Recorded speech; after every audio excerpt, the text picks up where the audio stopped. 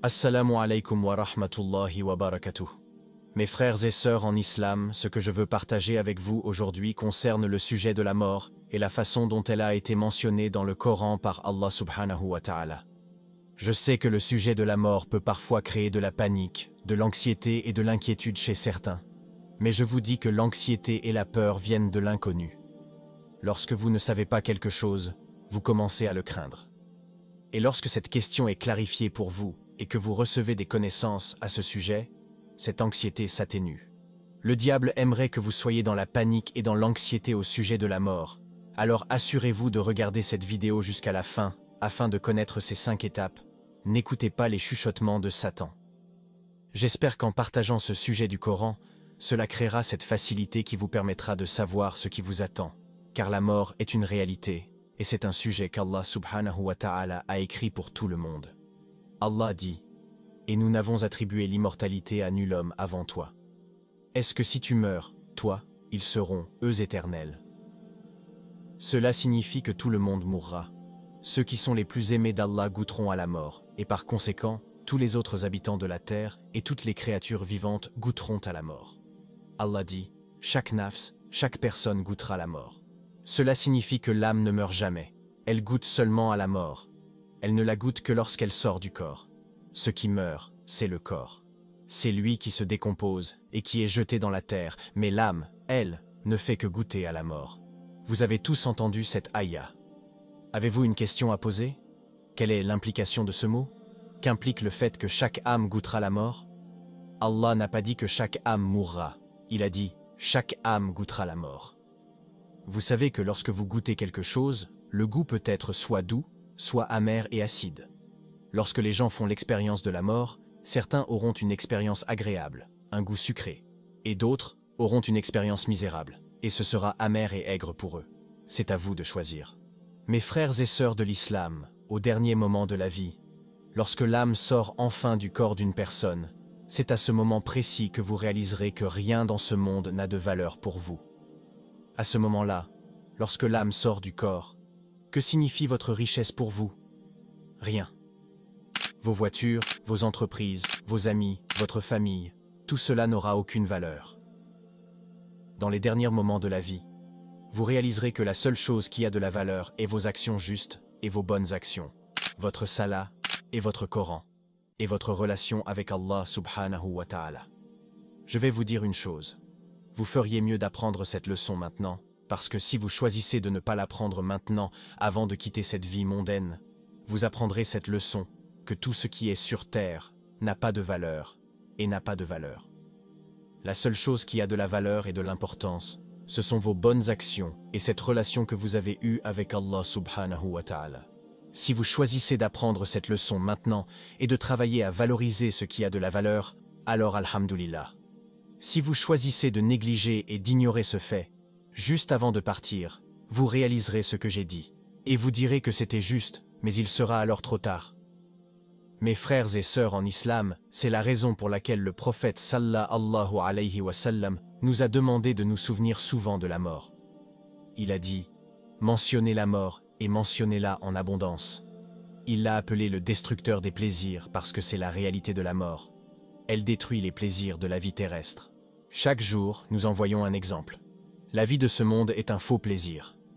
Chaque plaisir auquel vous vous adonnez est détruit, et vous voyez dans cette vie à quel point il est faux. Je vais vous donner un exemple. Allah, lorsqu'il a décrit cette vie mondaine, a dit « Vous connaissez tous cette partie de l'ayah qui dit que cette vie mondaine n'est rien d'autre qu'une jouissance trompeuse. C'est une fausse jouissance. Vous le voyez tous les jours. La nourriture est devant vous. Vous savourez le repas.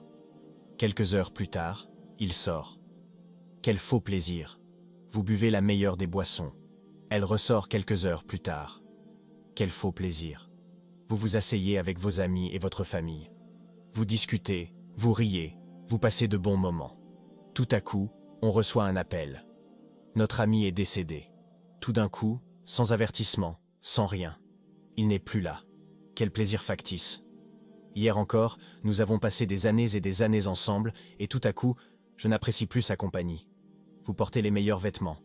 Vous voyez quand vous économisez votre fortune pour acheter votre marque préférée et vos vêtements de sport préférés. Finalement, vous l'achetez.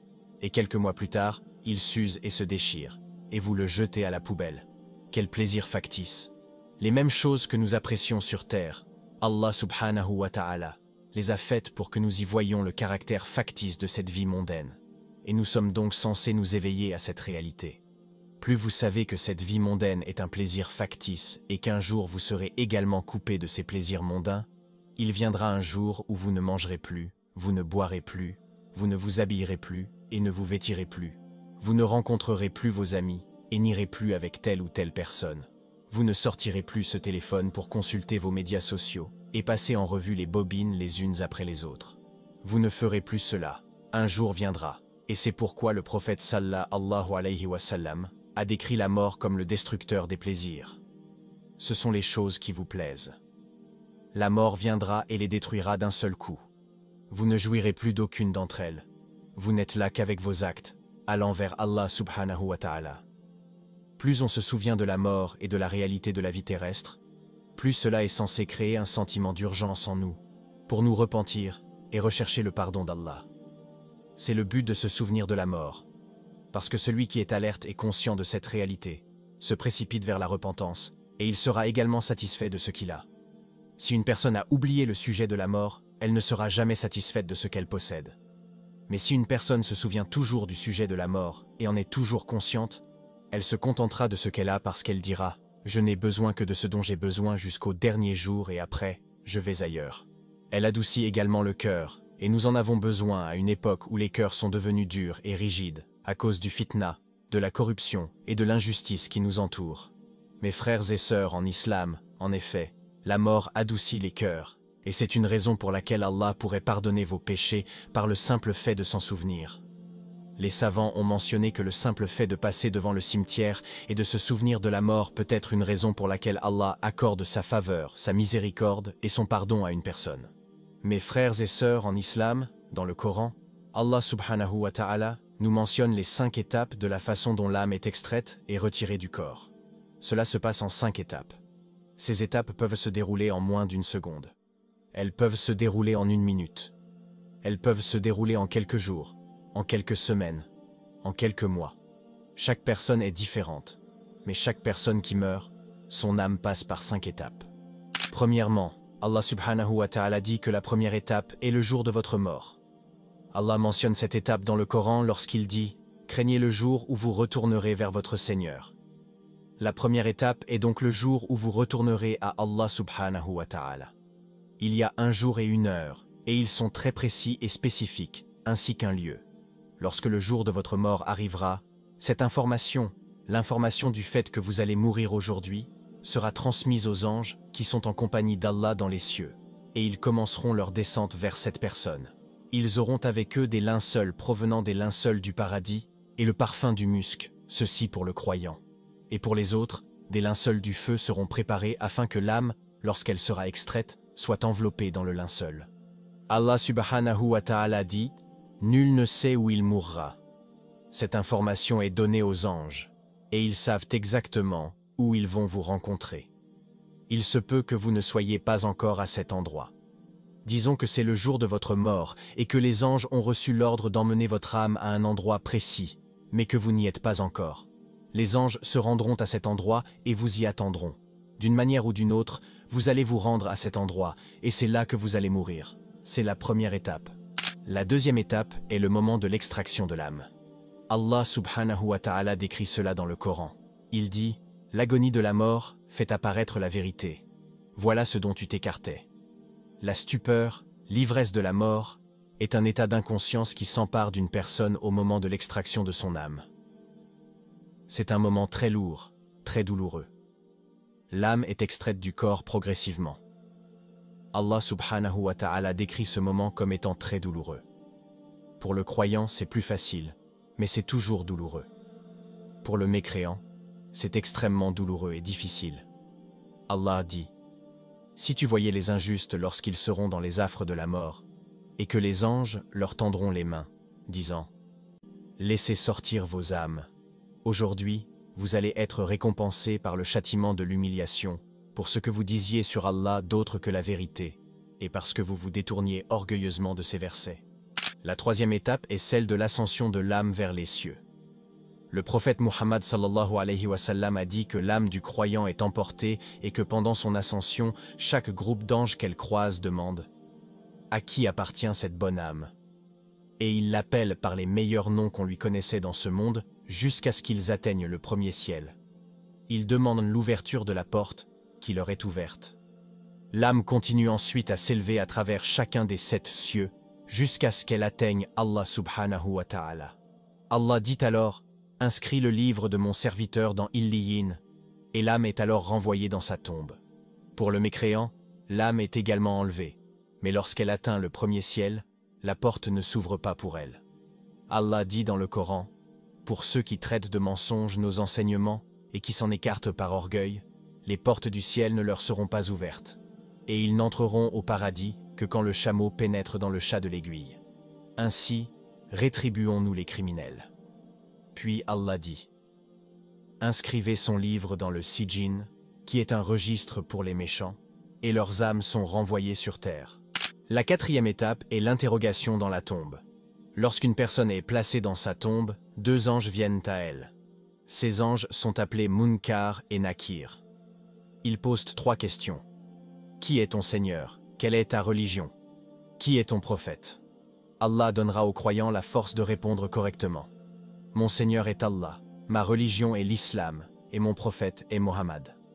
Allah dira alors, mon serviteur a dit la vérité, et une fenêtre sur le paradis s'ouvrira pour lui, lui donnant un aperçu et un parfum de sa place au paradis. Le mécréant ou l'hypocrite ne pourra pas répondre correctement. Il dira, je ne sais pas, ou j'ai dit ce que les gens ont dit. Allah dira alors, mon serviteur a menti, et une fenêtre sur l'enfer s'ouvrira pour lui, lui montrant sa place en enfer, dont la chaleur et l'air toxique lui parviendront. La 5e et dernière étape est le barzakh, la période entre la mort d'une personne et le jour du jugement. Le barzakh est une barrière qui sépare les vivants des morts. Dans le barzakh, les âmes font l'expérience d'un type de vie différent de ce monde et différent de la vie à venir. Pour le croyant, sa tombe sera spacieuse et remplie de lumière, et ce sera un jardin semblable au jardin du paradis.